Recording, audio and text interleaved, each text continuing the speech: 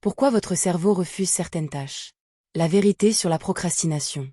Vous vous êtes déjà demandé pourquoi certaines tâches paraissent simples pour les autres, mais énormes pour vous?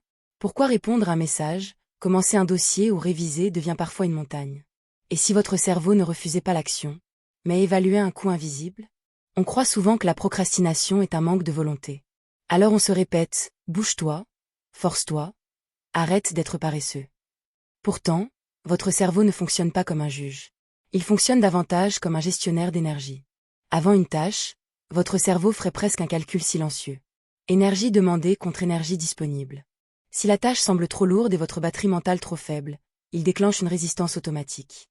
Imaginez ce mini croquis mental. Tâche énorme. Ça va me coûter combien? Stress plus effort per leave. Refus report procrastination. Ce n'est pas forcément un manque de motivation. C'est parfois une protection. Exemple, vous devez rédiger un rapport important. Mais au lieu de commencer, vous regardez une vidéo.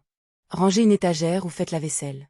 Étrangement, votre cerveau choisit une autre activité moins exigeante. Pourquoi? Parce qu'une tâche floue fait peur au cerveau. Faire mon rapport paraît immense. En revanche, ouvrir l'ordinateur, écrire une phrase, faire le titre, semble beaucoup plus accessible.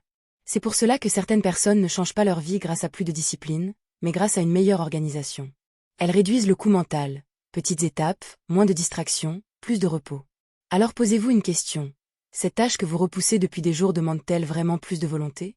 Ou votre cerveau vous dit-il simplement: je ne refuse pas d'avancer. J'ai juste besoin d'une autre approche.